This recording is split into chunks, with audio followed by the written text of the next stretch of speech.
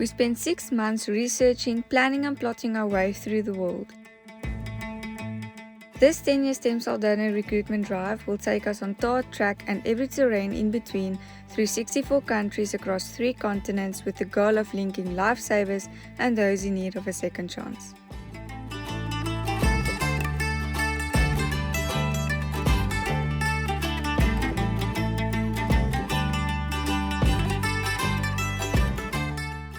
With our first on-the-road recruitments completed, we felt hopeful, but had yet to ease into this new nomadic lifestyle.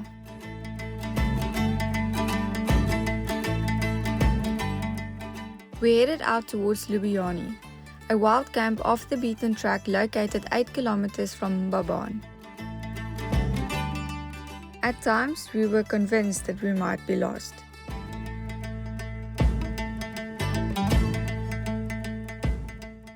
So last night we arrived at Lavumisa after quite a bit of a stressful road. But Betsy handled herself quite well and carried the full 11 tons up steep inclines. I've still got to check for damage because we did go through low hanging branch sections that hit the roof rack. It was quite thick branches. We did run into a problem.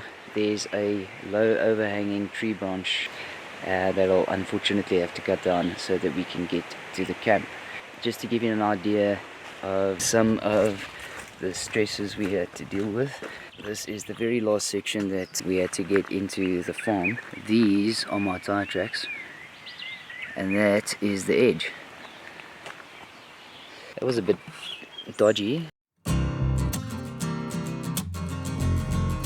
I'm just taking a walk up the road to check if there's any more obstructions that we'll have to clear before coming up. It's a beautiful road and I can hear that the river is right next to it.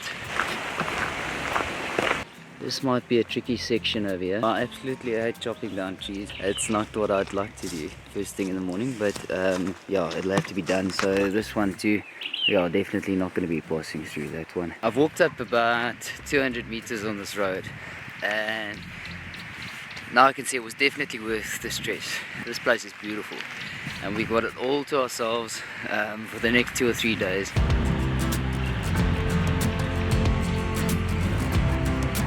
I met a guy called Nello. Nello is going to help me out with cutting some of the branches that I marked out on the way.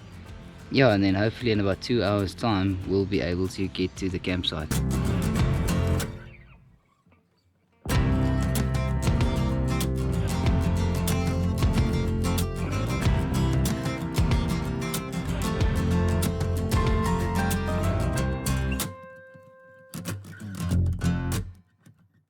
We squeezed through where possible and only cut branches when necessary.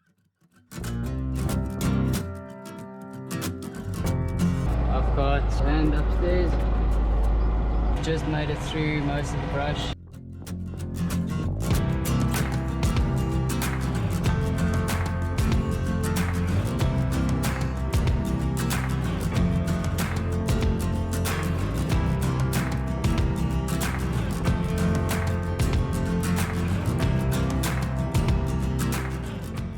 We arrived at the campsite and got ready to wind down for the evening.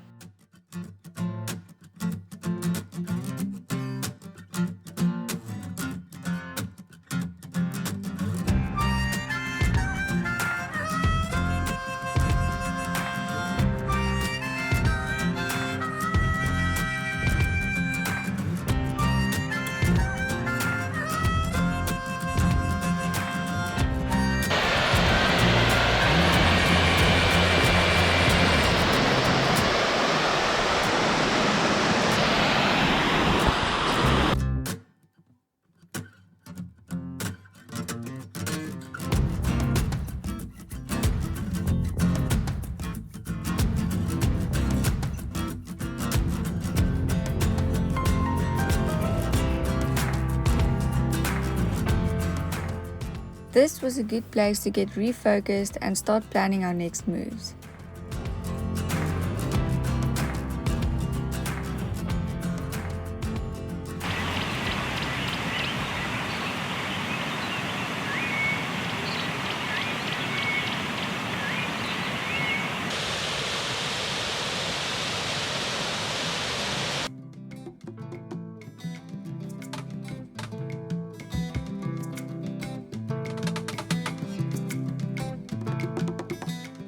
On the first day of our stay, we ran out of propane and our fresh water pump battery was giving us hassles.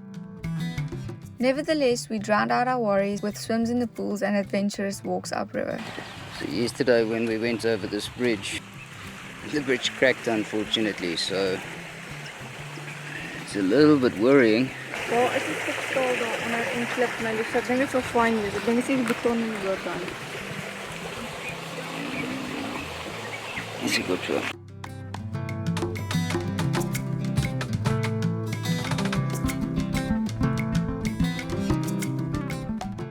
With the weekend coming up, we made the decision to head back to civilization to find an opportunity to earn an income through the sales of Jolandie's handmade products without losing focus on recruiting donors.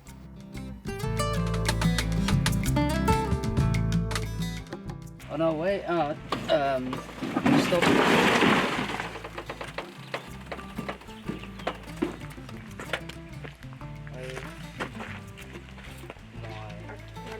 In the most unexpected of places, Delsu, we decided to sign up as a stem cell donor for us and hopefully be a match for somebody out there and save a life. Not on medication, eh? No. No blood transfusion, no eczema.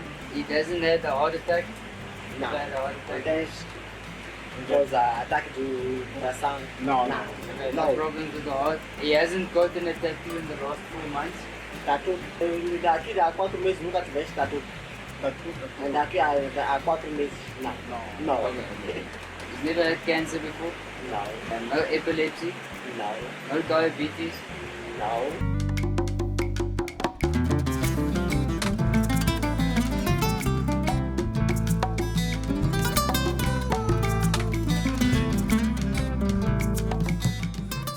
Our budget was tight and markets were scarce, a challenge we would often need to face throughout the following months.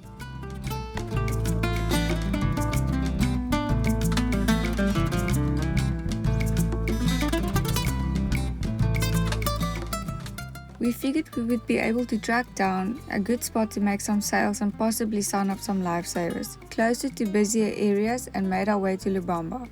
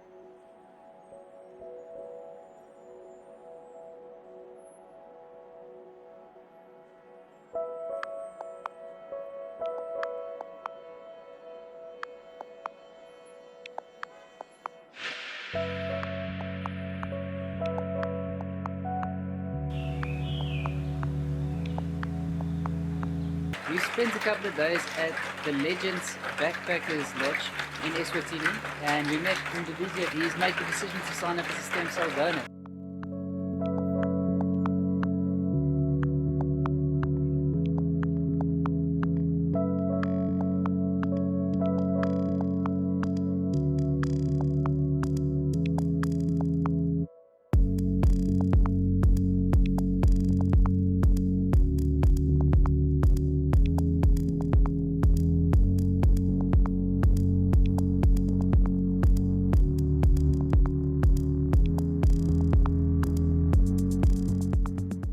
We always keep an eye out on vivid monkeys. Although cute, they can cause chaos in caravans and campers, if not supervised.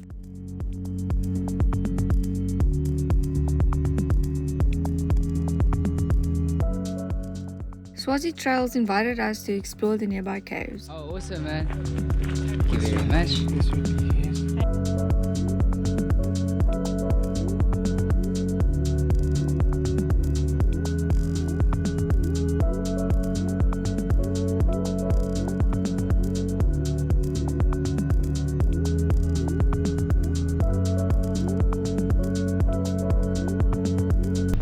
Mbabane on one side is in a small joining the Kopolo. And there's two like this, they spread up there. The Kopolo River is one that will meet.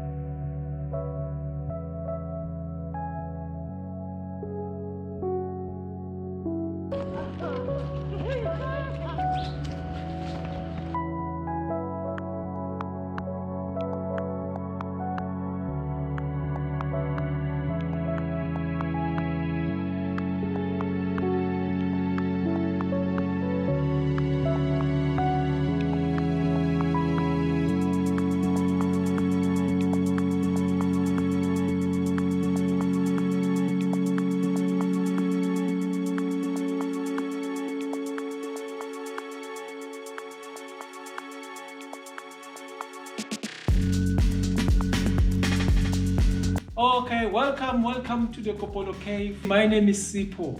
It is named after the two mountains that you've already seen, as well as the river that is passing underneath the cave.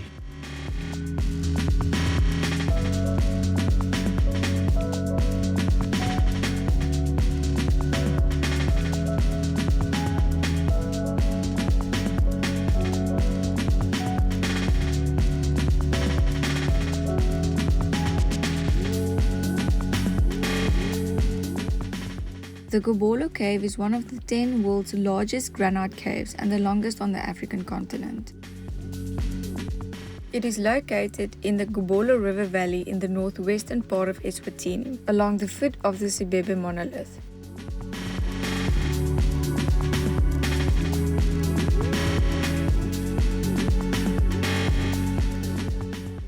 Yes, magnesium. Scientists discovered here in the cave. This is a stalactite. We call it the flowstone. Eh? Winter time is very wet, and summertime it is dry. But the time it reaches the ground, it solidifies even more to form a calcium carbonate rock. Ichoki.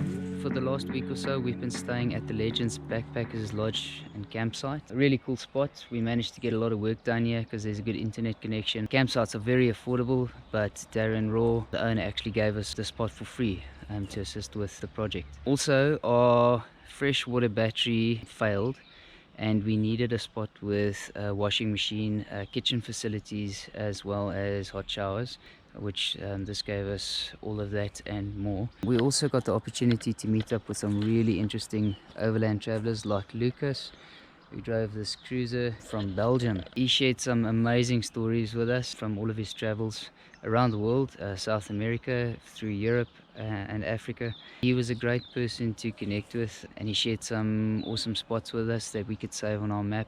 We met up with a lovely French couple that drove their Nissan Patrol from France, and basically the reverse route that we're going to take through Africa. So it was great to connect with them too, and hopefully we'll meet up with them later on the trip. We've got something arranged with All Out Africa, which sounds very interesting. Before heading out, a local Swazi approached us in the hopes of becoming someone's second chance.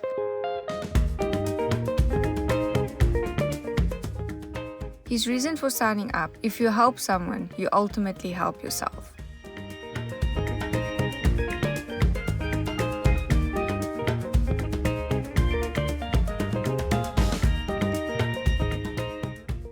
Alright, so today we're going on a cultural tour with Sanele of the National Museum, and then we're going to take a walking trail and visit a traditional village. Symbol of wealth. So when a homestead does have a lot of cows, that's a rich homestead. These cows are kept for different purposes.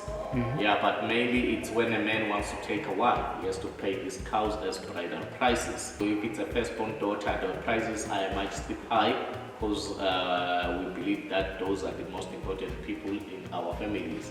And they will be playing the roles of the parents whenever the parents are away. So that's why it's a big loss for the family to lose such people. Their prices ranges from 17 up to 25. The ordinary daughters that are coming behind the firstborn daughter, Their range is from 12 up to 17. We slaughter these animals while we are going through some bad spells and where we have maybe sacrifices for our ancestors in pleasing those kind of situations. There are some parts of the meat that doesn't have to be eaten by women. So women, they don't eat the head because once they take the prey, that's where we believe they will be smarter than the men. So that's why they don't have to eat the head of the cow, and also they don't have to take the tongue. Once they take the tongue, they will speak non-stop. So they also don't have to eat the food.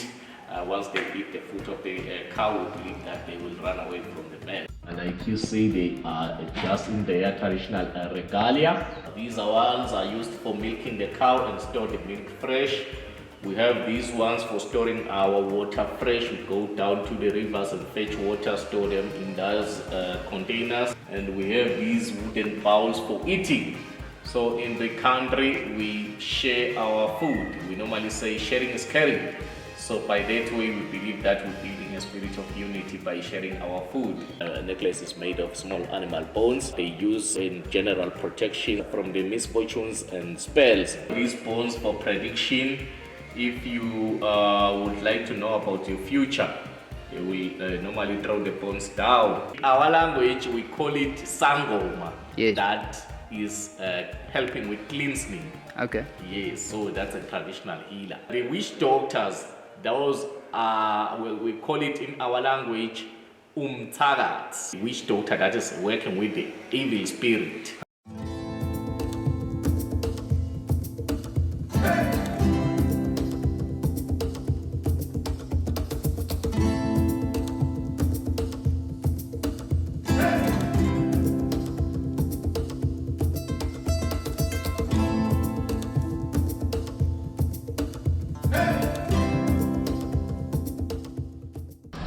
Angina Sita, which means I have no enemy.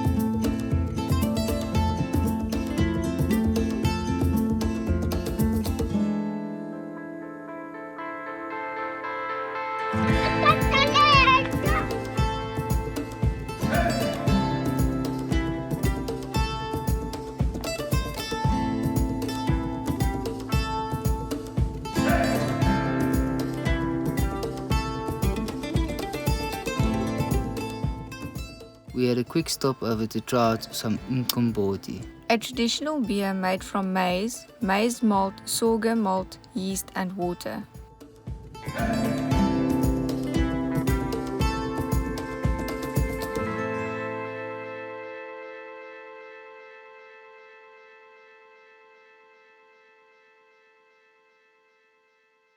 So we've had an absolutely awesome walk this morning, and Sanela's brought us through to a local place to eat, and we'll have a traditional meal to end it up.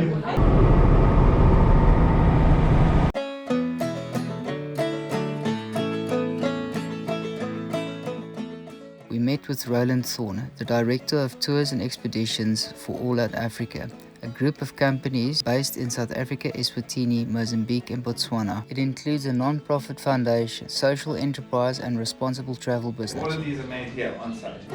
All Out Africa runs 2 research centers. They offer volunteer, student and internship experiences and responsible cultural, wildlife and adventure tours. The Malandela Lifestyle Center boasts artisanal shops stocked with locally made items.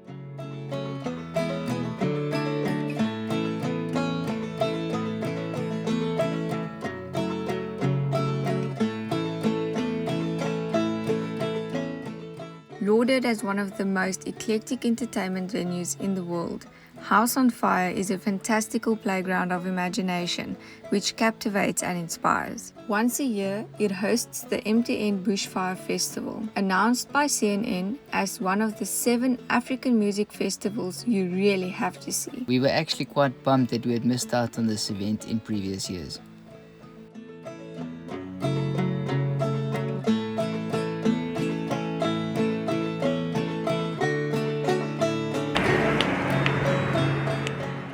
I contacted marketing and management at Big Game Parks in the hopes of gaining their support in setting up a recruitment drive. They took an interest and invited us over to Mulilwan.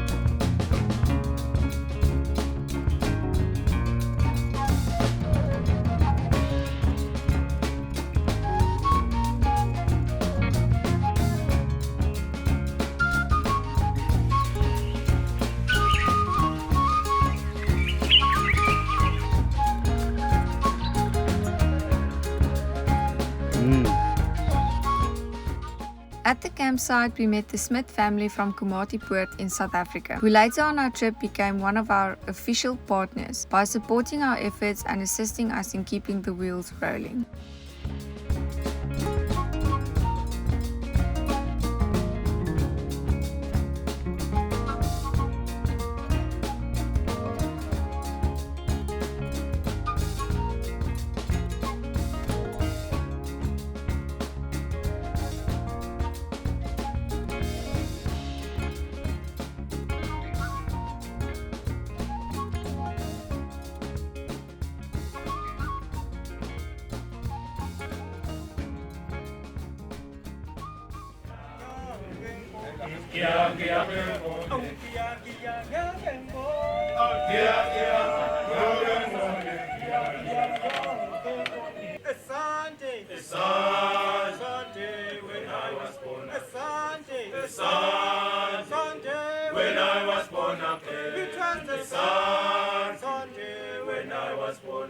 It was a Sunday when I was born again. Just walk in the light, walk in the light, walk in the light, walk in the light.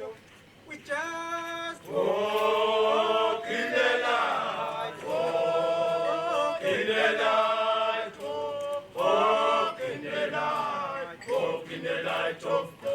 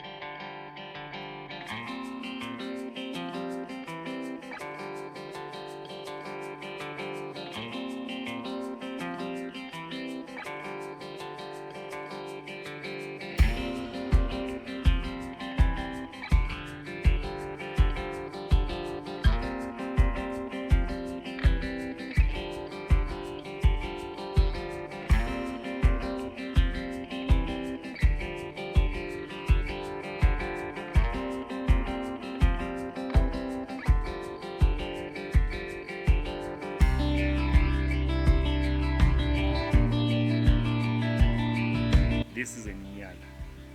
Or you see the nyala, say it's a kudu. Kudus, they have big ears. And if you can take the ears and put them together, they can be bigger than the head of the animal. You see that one, while it's running, it has the white color on the tail. That acts as a follow me mechanism. Whenever they are chased by predators, they will be able to spot each other. See how they run? Say kudu, kudu. The male is dark gray.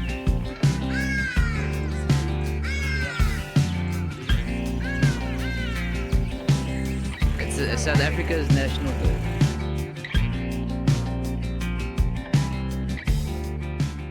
There are a couple of antelope species such as roan and waterbuck that are being introduced into Malalawan and are closely observed.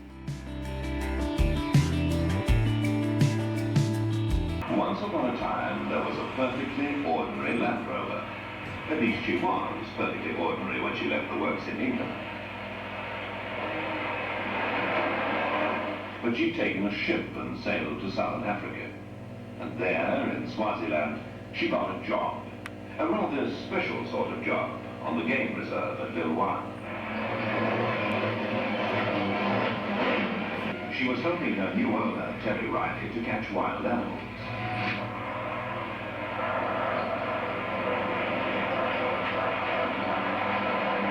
She also got a name, a rather special sort of name. The name was Jezebel. Jezebel, Jezebel, in and out the bush, up, down, and over. White like your little lady Land Rover. Walking in the sun, you gotta get it done. See on the run, Jezebel. Jezebel's new job was to help save wild animals from extinction and bring them into the safety of Riley's reserve at Lilwan.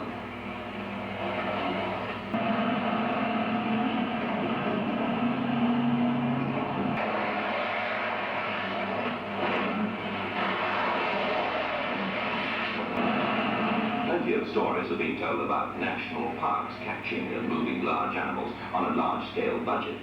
The difference about this story is that Terry Riley is building a sort of one-man national park with a very few funds and from scratch. In many parts of Africa, zebras would hardly be worth catching, but to Riley, zebras had nearly become a rarity. In the part of Swaziland where he lives, practically all large forms of wildlife had almost completely disappeared. So, several years ago, Terry Riley decided to restore at least one small corner of his country to its original wild state.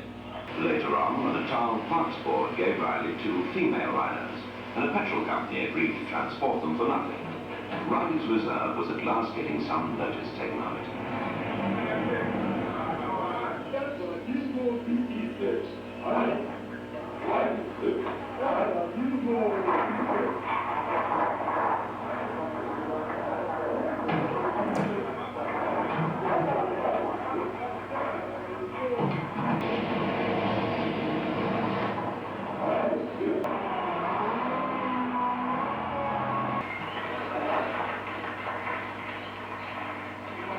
Once the wire has been removed, the wildebeest is released in the hope that it will recover. It's true, Jezebel, Jezebel, Jezebel.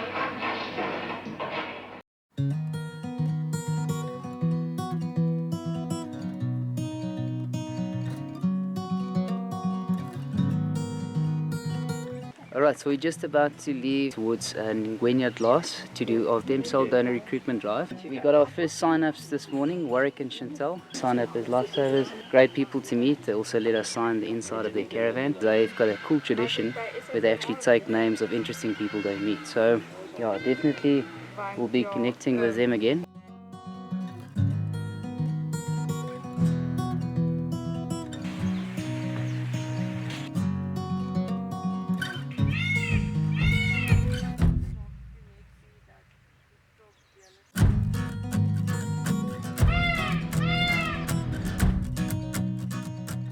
Freezing day today, and we are set up at Ngwenya Glass for a stem cell donor recruitment drive. It's been going really well. We've signed up 6 people so far. We'll also be staying over in their parking lot, which saves a bit on camping costs. They get a lot of tourists, so it's good for ethnic diversity.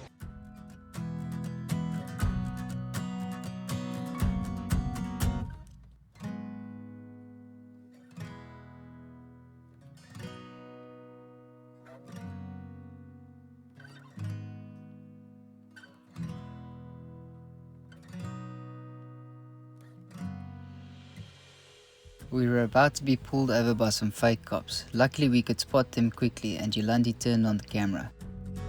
While I was trying to convince the one to sign up as a stem cell donor, the other one spotted the camera and signaled the guy from behind me. I kept going at the poor guy and eventually he asked me to go. On our way back to camp, we stopped to check out the Yeboyes art gallery. They were busy getting prepped for a big event happening that weekend, but were keen to show us around.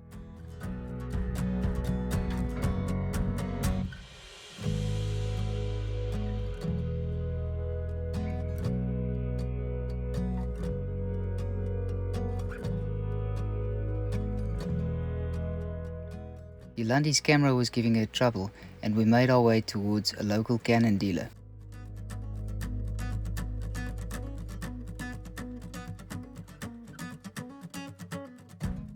They weren't able to fix it in the end, but the mall impressed us anyways.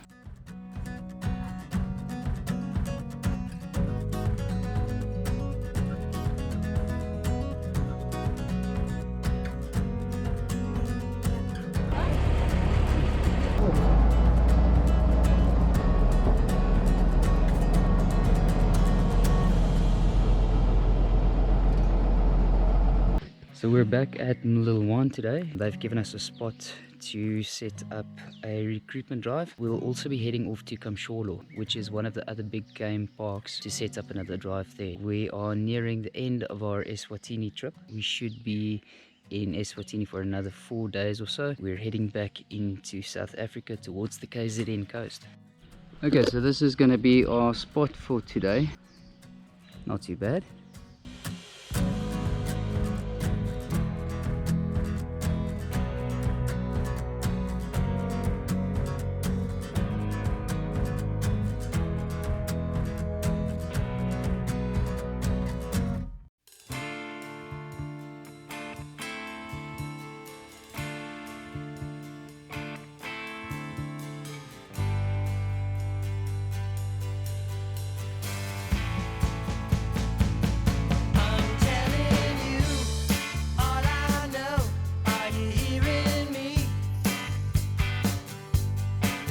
Luck is on our side today as 2 buses just pulled in here from an international school in Eswatini called Waterford, and that's like hitting the stem cell jackpot because it's a very diverse crowd of kids. They're from all over the world and all of them are above 16 years old, so hopefully we managed to sign a couple of them up.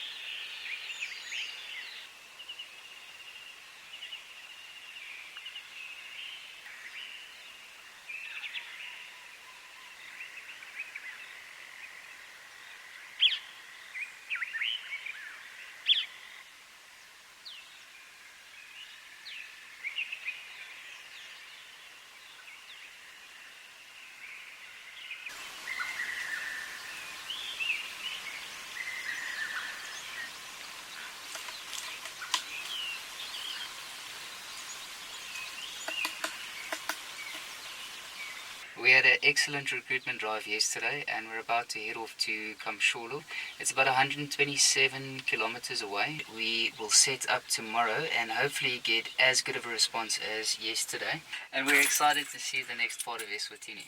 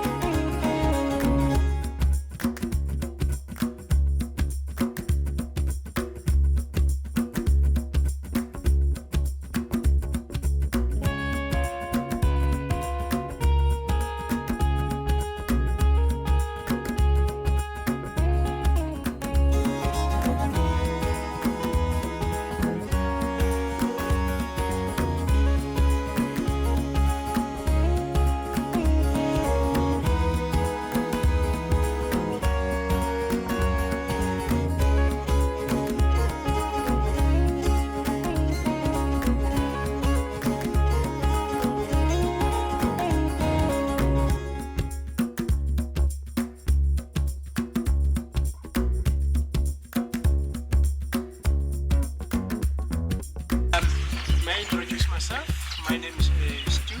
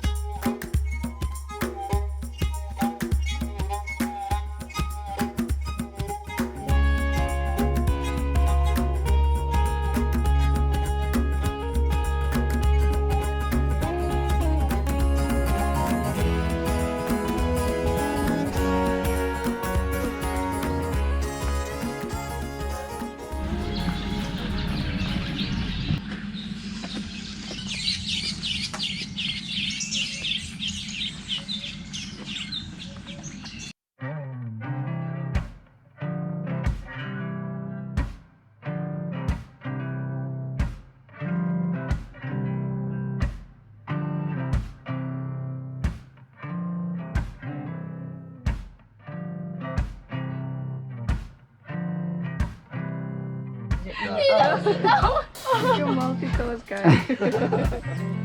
象限要分开哦，不要同。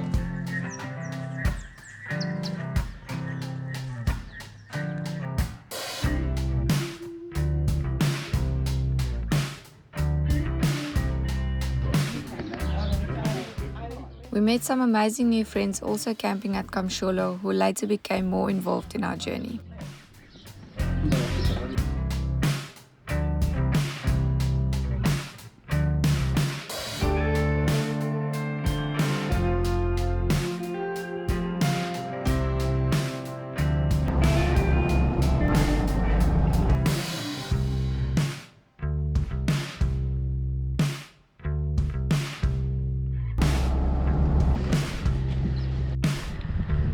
just went through the Lavumisa border and it was super simple.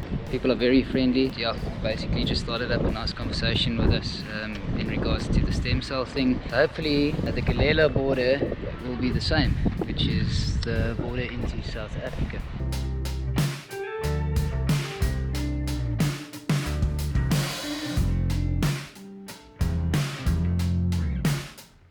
Same thing with the South African border. Getting back into SA, not a problem at all. It didn't even cost us a cent.